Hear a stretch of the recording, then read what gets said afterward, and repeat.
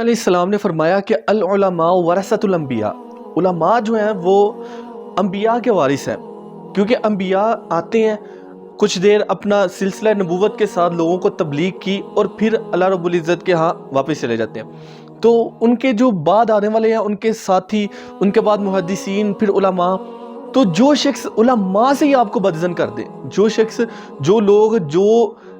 خود نام دین کا لیں اور دین داروں کو ہی آپ کی نظر میں بدظن کر دیں، ان کو آپ کی نظر میں متنازع کر دیں، ان کی باتوں کو، ان کی جو دین کی جو باتیں ہیں، جس طریقے سے آپ کو بتا رہے ہیں، جس طریقے سے آپ کو پہنچا رہے ہیں، وہ انداز، وہ راستہ ہی آپ کے لیے متنازع کر دیں،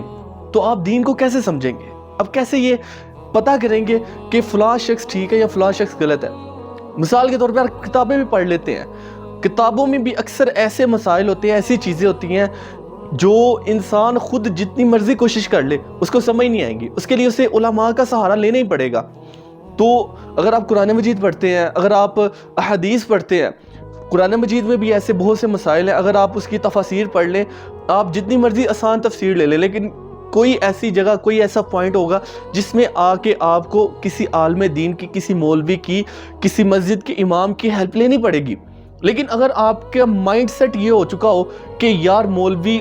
کسی کھاتے میں نہیں ہے، ان کی نہ سننی ہے، نہ ان کے پاس بیٹھنا ہے، وہ آپ کی نظر میں، آپ کے مائنڈ میں ایک متنازع شخصیت بن جائے، تو آپ کیسے دین حاصل کر سکیں گے؟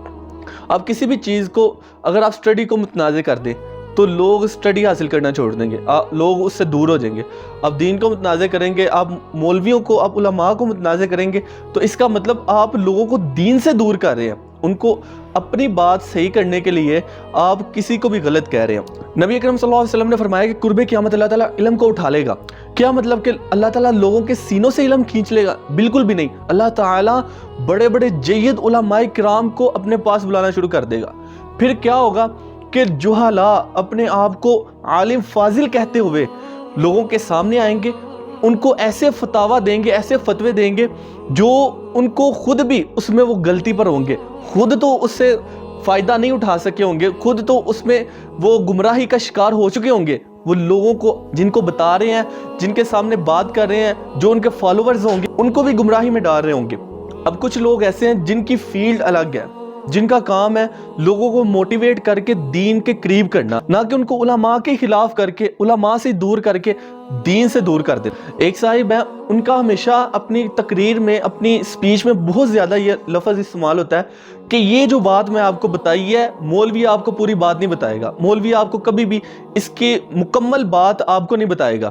آپ نے کبھی اس چیز کا غور کرنے کی کوشش کی ہے، اس چیز کا اندازہ لگایا کہ اگر علماء نے آپ سے کوئی چیز چھپائی ہے تو اس کا یہ مقصد ہے کہ اس کا آپ کو کوئی تعلق نہیں ہے اس چیز کا آپ کے ساتھ۔ سیدنا عمر رضی اللہ تعالیٰ عنہ کے ایمان لانے کا واقعہ بیان کرتے ہیں، وہ صاحب کہتے ہیں کہ مولویوں نے آپ کو پورا واقعہ نہیں بتایا، انہوں نے آپ سے یہ بات چھپائی ہے،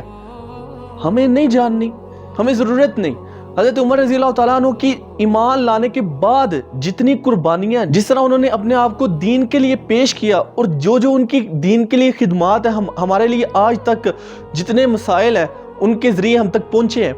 وہ اگر سامنے رکھے تو ہمیں ان کے اسلام لانے کے پہلے کے واقعے سے کوئی تعلق نہیں ہونا چاہیے۔ حضرت عمر رضی اللہ تعالیٰ عنہ کی ایز اے لیڈر زندگی کو لوگوں نے کتابوں میں بھر دی ہے، تو ہمیں ان کی پہلی زندگی سے کوئی لینا دینا نہیں۔ جب اللہ تعالیٰ نے ان کی ساری بشری خطائیں معاف کر دی جو انہوں نے اسلام لانے سے پہلے کی ہوئی ہیں، تو ہمیں بھی ان سے کوئی تعلق نہیں ہونا چاہیے کہ حضرت عمر کیسے اسلام لائے، حضرت عثمان کیسے اسلام لائے، حضرت ابوبکر کیسے اسلام لائے۔ اسلام لانے کے بعد جو انہوں نے اسلام کی خدمات سر انجام دی، ہمیں اس سے مطلب ہے،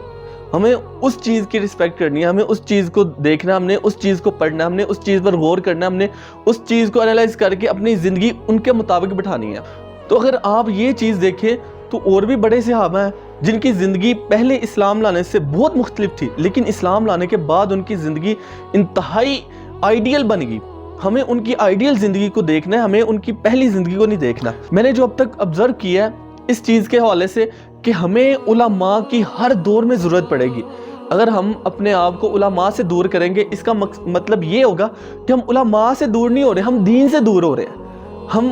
موبائل پر، سوشل میڈیا پر ویڈیوز جتنی مرضی دیکھ لیں، لیکن جو ہم نے خود کسی عالم دین کے پاس بیٹھ کر علم حاصل کرنا ہے نا، اس کا کوئی جوڑ نہیں ہے۔ ان کے پاس بیٹھ کر اگر آپ ایک آیت کا بھی ترجمہ پڑھتے ہیں چاہے آپ سارا دن قرآن کی تفسیر پڑھتے رہے، قرآن کی تفسیر سنتے رہے، اس کا اتنا فائدہ نہیں ہونا جتنا آپ کسی بھی عالم دین کے پاس بیٹھ کر ایک قرآن کی آیت روزانہ پڑھتے ہیں۔ تو لہٰذا یہ جتنی بھی چیزیں ہیں ان میں ہمیں دیکھنا ہے کہ ہمارے مطلب کی کیا ہے۔ اگر کوئی بھی بندہ ہے وہ کچھ اچھی باتیں کرتا ہے، کچھ میں وہ ڈنڈی مار جاتا ہے، تو ہمیں اچھی باتیں لینی ہے۔ ہر بندے میں کوئی نہ کوئی خامی، کوئی نہ کوئی غلطی ہوتی ہے، لیکن اگر کسی بندے کی اب مولویوں کے خلاف باتیں کر کے، علماء کے خلاف باتیں کر کے دار روٹی چلتی ہے، تو اسے خیال کرنا چاہیے کہ میں لوگوں کو سمجھانے کی بجائے، لوگوں کو دین کی طرف لانے کی بجائے میں ان کو دین سے دور کر رہا ہوں، علماء کو ان کی نظروں میں متنازع بنائی جا رہا ہوں، جو علماء کی رسپیکٹ ہے میں ان کے ذہنوں سے کھینچی جا رہا ہوں، صرف اس کے لیے کہ میں ایک یونیک، ایک الگ، ایک ڈیفرنٹ مولوی لگوں، ایک الگ قسم کا جو ہے وہ اسکالر لگوں، ایک الگ قسم کا موٹیویشنل اسپیکر لگوں۔